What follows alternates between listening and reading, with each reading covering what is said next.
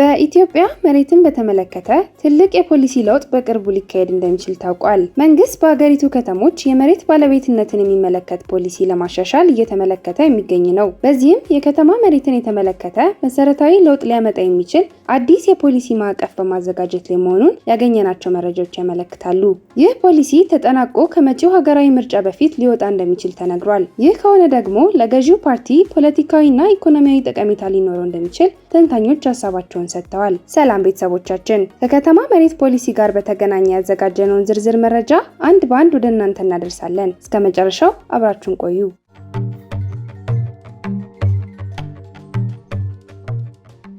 በኢትዮጵያ መሬትን በተመለከተ ትልቅ የፖሊሲ ለውጥ በቅርቡ ሊካሄድ እንደሚችል ታውቋል። መንግስት በአገሪቱ ከተሞች የመሬት ባለቤትነትን የሚመለከት ፖሊሲ ለማሻሻል የተለያዩ ጉዳዮችን በመመልከት ላይ እንደሚገኝ ለማወቅ ችለናል። በዚህም የከተማ መሬትን የተመለከተ መሰረታዊ ለውጥ ሊያመጣ የሚችል አዲስ የፖሊሲ ማዕቀፍ በማዘጋጀት ላይ መሆኑን ያገኘናቸው መረጃዎች ያመለክታሉ። የክርክሩ ማጠንጠኛ በዋነኝነት የኢትዮጵያ ህገ መንግስት ነው። በህገ መንግስቱ መሰረት መሬት የህዝብ ሀብት ነው ብሎ በግልጽ ተቀምጧል። የህዝብ ነው ሲባል በመንግስት ባለቤትነት ስር የሚተዳደር ይሆናል ማለት ነው። ይህ ማለት ደግሞ ግለሰቦችም ሆኑ የግል ኩባንያዎች በህጋዊ መንገድ የመሬት ባለቤት ሊሆኑ በፍጹም አይችሉም ማለት ነው። መሬቱን መከራየትና በሊዝ ማግኘት ግን ይችላሉ። በሊዝ ማግኘት የሚችሉት ደግሞ ከመንግስት ጋር በሚኖራቸው ውል መሰረት ብቻ ይሆናል። ይህ ፖሊሲ ለ10 ዓመታት ሲተገበር የቆየ ቢሆንም ሰፊ አለመግባባቶችን፣ በርካታ ቅሬታዎችንና ከፍተኛ ክርክሮችን ፈጥረዋል። ከዚህ ጋር በተያያዘ ጠቅላይ ሚኒስትር አብይ አህመድ ከመሬት ጋር ተያይዘው የሚነሱ ችግሮችን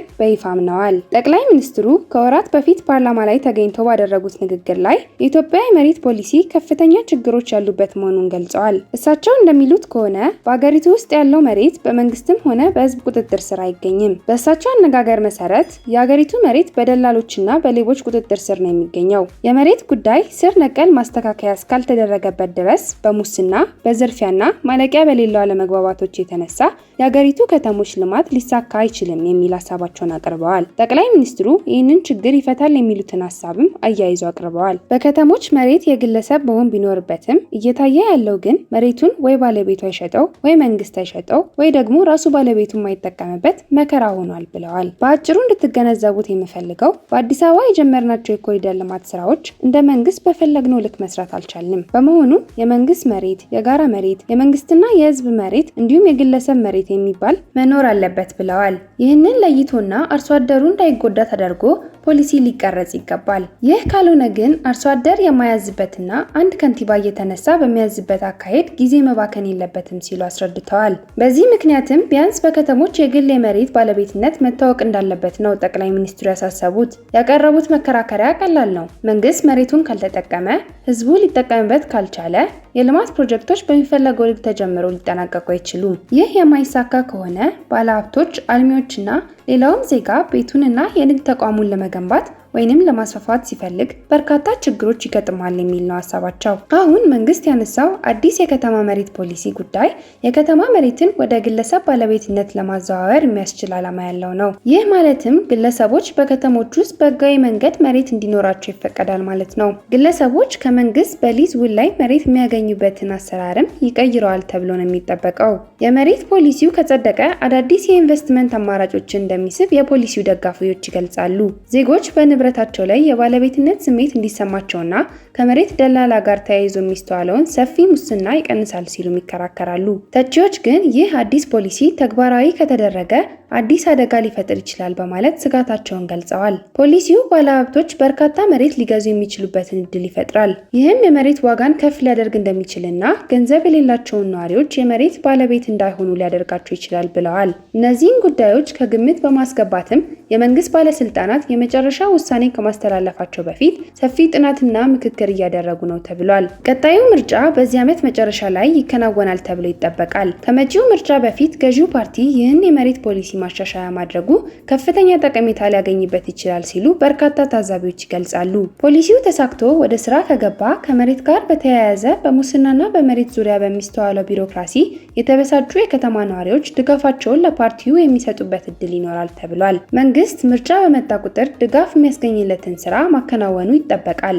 ይህ ደግሞ አንደኛው ሊሆን እንደሚችል ይጠበቃል። በሌላ በኩል ፖሊሲው በተሳሳተ መንገድ ተግባራዊ ከተደረገ ደግሞ መፈናቀል ወይም የመሬት ዋጋ መናር በመፍጠር የመሬት ባለቤት ለመሆን በሚፈልጉ ሰዎች ላይ ከፍተኛ ቅሬታ ሊፈጥር ይችላል።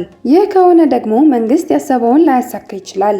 የኢትዮጵያ መንግስት በፖሊሲው ጉዳይ ላይ የተለያዩ ሀሳቦችን በሚያወያይበት ወቅት ዓለም አቀፍ አካላትም በጉዳዩ ላይ ሀሳባቸውን እየሰነዘሩ ነው። የአሜሪካ መንግስት በቅርቡ ያወጣው ሪፖርት የኢትዮጵያ አሁን የምትከተለው የመሬት ፖሊሲ በኢንቨስትመንት ላይ ያለውን አሉታዊ ተጽዕኖ አጉልቶ አሳይቷል።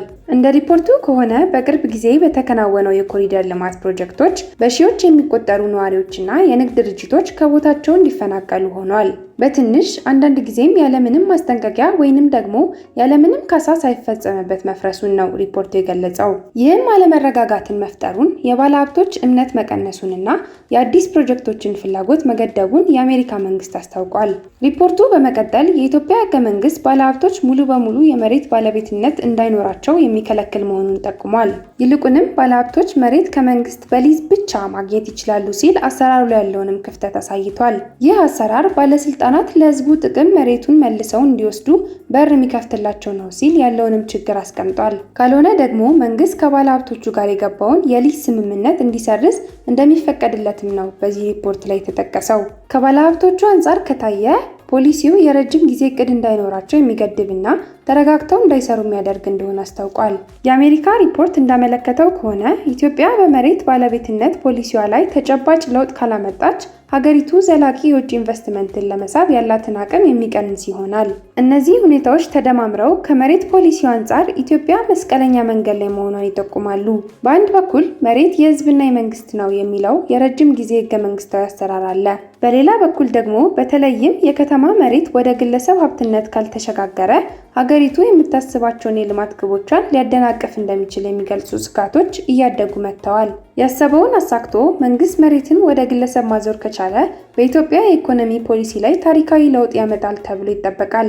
እንዲህ አይነቱ እርምጃ ህጋዊ ለውጦችን ብቻ ሳይሆን የመሬት ዋጋ እንዳይጨምር፣ መፈናቀልና የሀብት ልዩነት እንዳያስከትል ለመከላከል ጥንቃቄ የተሞላበት አካሄድ ያስፈልገዋል። እስከዛው ድረስ ግን የኢትዮጵያ የመሬት ፖሊሲ ለዜጎቿም ሆነ ከውጭ የሚመጡ ባለሀብቶች ወሳኝ ጉዳይ ሆኖ እንደሚቀጥል ይጠበቃል። ክቡራትና ክቡራን የአዲስ ቢዝነስ ዩቲዩብ ቻናል ተከታታዮች ይህን ቻናል ሰብስክራይብ ሳታደርጉ የምትከታተሉ ከሆነ ቢዝነስ እና ተያያዥ ጉዳዮችን በተመለከተ አዳዲስ መረጃ ለማግኘት የዩቲዩብ ቻናሉን ሰብስክራይብ በማድረግ ቤተሰብ እንድትሆኑ በትህትና እንጠይቃለን።